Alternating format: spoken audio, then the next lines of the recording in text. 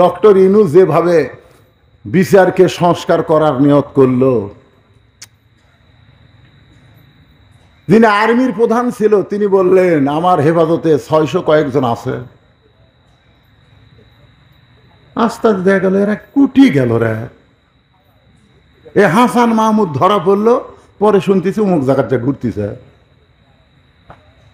তার মানে বোঝা গেল বাংলাদেশের বিচার এটা বিচার না, এটা হলো বিচারের নামে প্রহসন। জোরে কোন কথা, ঠিক কথা কর না কেন? সেই বিচার বুঝতে হবে। আল্লাহ কোরআনে বলেন আলাইসাল্লাহু বিআহকামিল হাকিমিন। সেই বিচারে যদি আপনি ধরা না খাবার চান, তাহলে আল্লাহর কোরআনের একটু সামান্য ইঙ্গিত আপনাদেরকে দেখায়, একটু দেখা যান। বাংলাদেশের মতন 96টা দেশের একজন কোরআনের খাদেম, কোরআনের খলিফা। জোরে কোন সুবহানাল্লাহ। বাংলাদেশের মতন কয়টা? জোরে কোন কয়টা? 96টা দেশের কোরআনের খলিফা হযরত ওমর মেম্বরে দাঁড়ায় যখন বক্তব্য দেন, এমন সময় মাঝখান থেকে একজন দাঁড়িয়ে বলতেছে আমির আল মুমিনিন, আপনার বক্তব্য আমরা শুনবো না। ওমর ফারুক চমকে গিয়ে বলতেছে ভাই আমার অপরাধ কি, আমার দোষ কি, কি কারণে আমার বক্তব্য শুনবা না? বলে হুজুর আমাদেরকে খাটো পাঞ্জাবি দিয়ে আপনি লম্বা জুব্বা পরে খুতবা দিচ্ছেন। হুজুর আপনি খাটো পাঞ্জাবি দিলেন আমাদেরকে, আর আপনি লম্বা জুব্বা পরে খুতবা দিচ্ছেন। যতক্ষণ আপনার লম্বা জুব্বার কাহিনী না বলবেন ততক্ষণ আপনার খুতবা আমরা শুনবো না। ওমর ফারুক সঙ্গে সঙ্গে খুতবা বন্ধ করে দিলেন।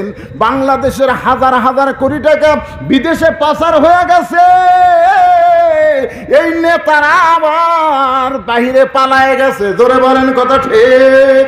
কারণ মানুষের তৈরি আইন দিয়ে যখন দেশ চলবে তখন এরকম অন্যায়কারীকে ছেড়ে দেওয়া হবে। আর আল্লাহর কোরআন যে রাষ্ট্র চলতেছে, জুব্বা লম্বা হচ্ছে, আর একজন সাহাবী দাঁড়ায় লোকমা দিছে, আমাকেও খাটো দিয়া আপনি লম্বা জুব্বা কোথায় পেলেন? এই লম্বা জুব্বার কাহিনী যতক্ষণ না বলবেন ততক্ষণ আপনার খুতবা আমরা শুনবো না।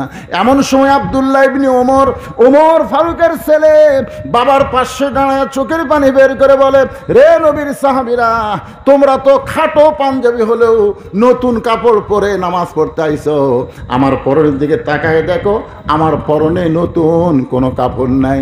ওসমান গনি বলে আব্দুল্লাহ আজকে জুমার দিনে সবাই নতুন কাপড় পরলো, আর তুমি পুরাতন কাপড় পরে কেন জুমার নামাজ পড়তে আসলে? আব্দুল্লাহ বলতেছে এই তো মানুষ না, এর কাণ্ড থেকে আমরা লেখমু কি? আমি আমার ভাইকে বলতেছি 2-4 জন মানুষ হাজার হাজার মানুষের মধ্যে উঠলি যে আপনি বলবেন গামছা দেওয়া লাগবে, তাহলে তো আমার ওয়াজ করা খুব কঠিন। এই জন্যে 5টা মিনিট এই গামছার কামটা শেষ করি। তো কি কম ওয়াজ হবি ফাটাফাটি, ওটা উঠি নাই, এই গামছার কামটা শেষ করতে দেখি। খালি এই ধারে গামছা দেন, গামছা তো কামি সারা এই গামছা আলাদা কুটি নেই, বেগালা গামছারা পিছন দিক থেকে কমপক্ষে 20 জন একজন উঠবেন না। আল্লাহ এই দান করার সময় যারা উঠতেছে কোনো ওঠার দরকার নাই। আপনাদের কাছে কে তুলবে? আপনারাই, আপনার লোক নাই আর থাকবে কোথা থেকে? মহিলা মাদ্রাসা,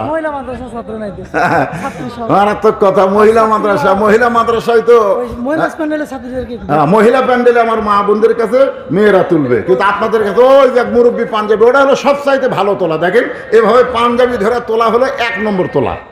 আর এই যে গামছা ধরা তোলা কার পায়ের উপর দিয়ে পাও দিবি আল্লাহ ভালো জানে। হ্যাঁ দেন সবাই দেন 5 মিনিটের মধ্যে দেওয়া শেষ করেন। আর যেন বলে না যে হুজুর গামছা দেন। এই গামছা দেওয়া শেষ করে আমি একটু প্রাণ ভরে আলোচনা করব। এলাকার ভিতরে আজকের মাহফিল প্রথম মাহফিল না? যেরকম প্রথম কিনা? হ্যাঁ মাশাআল্লাহ। এই জন্য একটু প্রাণ ভরা। বৃষ্টি তো হচ্ছে না? বৃষ্টি হচ্ছে। আমি যখন বগুড়া থেকে বের হই বৃষ্টি শুরু হলো, আমি জিজ্ঞাসা করলাম, কয় না হুজুর আমাদের এলাকার বৃষ্টি নাই। আমি তখনই বিশ্বাস করেছি দামনাসের মাহফিলকে আল্লাহ কবুল করছে। আল্লাহুম্মা আমিন।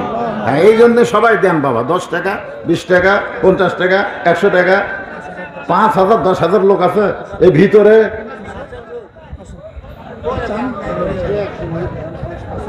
এই মাদ্রাসার জন্য 5,000 10,000 টাকা দেওয়ার লোক আপনাদের মধ্যে আছে? হুজুর বলতেছে থাকতে পারে। এমন কোন আল্লাহর বান্দা আছে এই মাদ্রাসায় 60 জন না কয়জন ছাত্রী, কয়জন 54 জন ছাত্রীর হাতে একটা করে কোরআন শরীফ দিবেন। এক কোরআন শরীফ মাত্র 500 টাকা। আপনি 500 টাকা দিবেন, আল্লাহ রাস্তায় একটা কোরআন শরীফ দেওয়ার সওয়াব আল্লাহ আপনার বাপ মার আমলনামায় দিয়ে দিবে। আল্লাহ জিয়াউল আল্লাহ তোমার একজন বান্দা 1000 টাকা নগদে করছে দান, আল্লাহ তার দানকে কবুল করে জান্নাত ঘরের মালিক বানায় দেন। আপনাদের মধ্যে গামছার আদায় শেষ হলেই আমার আদায় শেষ, তারপরে আবার একটানা আলোচনা করব। আসেন কোনো ভাই 500 টাকা দিবেন, একটা কোরআন শরীফ। জীবনে বহু টাকা বহু জায়গায় খরচ করছেন, আজকে মহিলা মাদ্রাসায় একটা কোরআন শরীফ সবচাইতে বড় দান, মাত্র 500 টাকা দেন, একটা কোরআন দানের সওয়াব আল্লাহ দান করে দিবে। কে রে এলা কোন দেশের লোক রে? ওঠে না কে দু একজন? কে বাবা নাই পকেটে নাই বাজান, দেন দেন একটা কোরআন শরীফ দিবেন, কি আছে বাজান? নবীর মাদ্রাসা একটা কোরআন শরীফ দান করবে।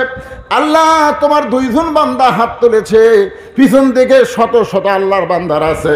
আর একজন আল্লাহর বান্দা, কি নাম? গোলাম মেম্বার। বর্তমান না মেম্বার বাতিল হচ্ছে এখন না আছে? মানে পাইকারি হারে সব বাতিল করে দিচ্ছে তো, কিন্তু মেম্বার চেয়ারম্যান এখনো বাতিল হয়নি। তো আমার মেম্বার সাহেব ভাই 2টা কোরআন বাবদ 1000 টাকা করছে দান, আল্লাহ দানকে কবুল করেন। 2 জনের এই যে 2 জন, হ্যাঁ তোমরাই তো 2 জন হাত তুলছিলা, 2 জন 2টা কোরআন বাবদ 500 1000 টাকা দান করেছে, আল্লাহ দানকে কবুল করেন। আর একজন কোরআন বাবদ 500 টাকা দান করছে, আর একজন কোরআন শরীফ বাবদ 500 টাকা দান করছে, আল্লাহ দানকে কবুল করেন, আল্লাহ নেক নিয়ত নেকাটা পুরা করেন। এদিকে টাকা ঠিক বাড়ে এলে কে দিল রে এত টাকা? আচ্ছা থাকতুন স্লিপ থুন, স্লিপে অনেকগুলো টাকা আইছে। কোন ভাইয়েরা কোন নিয়তে দিল? ধান দিল, চাল দিল, টাকা পয়সা সে যা দিবে আল্লাহ সব দানকে আল্লাহর দরবারে কবুল করে। জোরে বলেন আমিন। সাহাবীরা বললেন ইয়া রাসূলুল্লাহ, আমরা মা খাদিজার নাম শুনেছি কিন্তু খাদিজাকে আমরা চিনি না। মা খাদিজা যখন দুনিয়া থেকে বিদায় নিছে তখন নবীর সাহাবী সংখ্যা ছিল মাত্র 300 জন। জোরে কোন কয়জন? এ কথা বলা লাগবে, কয়জন? আর মক্কা বিজয়ের দিনে কতজন? তাহলে বোঝা গেল 300 মাইনাস করলে 9700 জন তারা খাদিজার খালি নাম শুনিছে, কিন্তু খাদিজা সম্পর্কে তাদের জানা নাই। এই ফাঁকে একজন কোরআন শরীফ বাবদ 1000 টাকা দান করছে, আল্লাহ তার দানকে কবুল করেন। ভাইজান যাই যেটা আদায় করতেছেন আপনারা সেটা আবার টেজত দিবেন ভাই, সাইডে যান না ভাই। ভাইরে কতগুলো হিরোইন কর গাঁজা করা আছে, টাকা তুলেলে আর এক সাইডে চলে যায়, যায় না? যেরকম যাই কি জানা। হ্যাঁ, এই জন্যে আমি বলতেছি যারা যেটা তুলবেন এই ট্রেজের মধ্যে জমা দিবেন। আর এই ফাঁকে কেউ যদি আপনাদের মাঝ থেকে উঠে চলে যায়, ওই ফাঁকা জায়গাটা আল্লাহর রাস্তায় আপনি পুরো করবেন। এক জায়গায় বসছেন, আর এক জায়গায় আসা বসলেন, 2 জায়গা আপনার জান্নাতের সাক্ষী হয়ে যাবে। সুবহানাল্লাহ বলেন। এই মাঝে মাঝে ফাঁকা ফাঁকা যদি হয় তাহলে আল্লাহর রাস্তায় একটু জিকির করেন, আর সামনে চাপা চাপা আসেন, এক টানা এখন আলোচনা হবে। লা ইলাহা ইল্লাল্লাহ।